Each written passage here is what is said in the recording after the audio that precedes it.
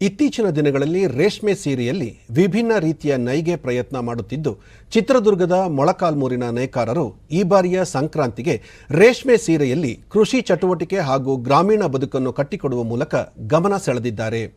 ಸೀರೆ ತಯಾರಿಕೆಯಲ್ಲಿ ಉತ್ಕೃಷ್ಟ ಜರಿ ಮತ್ತು ರೇಷ್ಮೆಯನ್ನು ಬಳಸಿದ್ದು 50,000 ವೆಚ್ಚವಾಗಿದೆ. ಪ್ರಾಣಿ ಪಕ್ಷಿಗಳ ಚಿತ್ರಣದೊಂದಿಗೆ ಹಬ್ಬದ ವಿಶೇಷತೆಗಳನ್ನು ಸೀರೆ ಮೇಲೆ ಬಿಂಬಿಸಿದ್ದಾರೆ.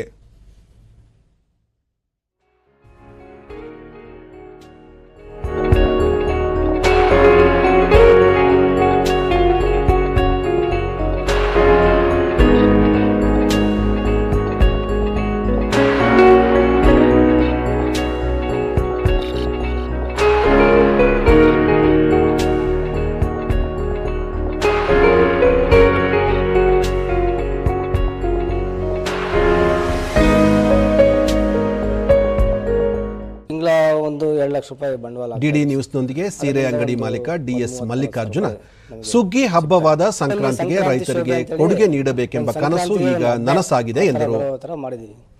ಒಂದು ಹೆಣ್ಮಗಳು ಕೆಲಸ ಮಾಡ್ತಾ ಇರೋದು, ಮತ್ತೆ ಕೋಳಿ, ಜಿಂಕೆ, ಮೇಕೆ ಎಲ್ಲ ಸಾಕ್ತಾ ಇದ್ರಲ್ಲ ಮುಂಚೆ ಎಲ್ಲ, ಮೊಲ ಇವೆಲ್ಲ ಸಾಕ್ತಾ ಇದ್ರು.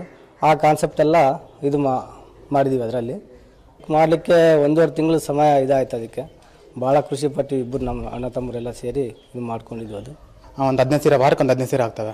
ಪ್ರತಿಯೊಂದು 15 ಸೀರೆ, ದೊಡ್ಡವೆಲ್ಲ ದೊಡ್ಡ ಸೀರೆನೇ. ಒಂದೊಂದು ಕಾಸ್ಟ್ ಬರ್ತವೆ ಸರ್, 10,000, 12,000, 13,000 ಆ ಥರ. ಮತ್ತು ಈ ಡಿಸೈನ್ ಮಾಡಿರೋದು ನಾವು ರೈತ ಡಿಸೈನ್ ಮಾಡಿರೋದು. ಇವಾಗ ದೇಶದ ಫಸ್ಟ್ ಬೆನ್ನೆಲುಬು ರೈತನೇ. ಮಲ್ಲಿಕಾರ್ಜುನ ಸಹೋದರ ಸುರೇಶ್ ನಮ್ಮಲ್ಲಿ ತಯಾರಾದ ಸೀರೆಗಳನ್ನು ದೇಶದ ಅನೇಕ ನಗರಗಳಲ್ಲಿ ಮಾರಾಟವಾಗುತ್ತಿದ್ದು, ಅನ್ನದಾತ ರೈತರಿಗೆ ಕೊಡುಗೆ ನೀಡುವ ಉದ್ದೇಶದಿಂದ ಕುಟುಂಬದ ಎಲ್ಲ ಸದಸ್ಯರ ಶ್ರಮದಿಂದ ಈ ಸೀರೆ ನೈಗೆ ಮಾಡಿದ್ದೇವೆ.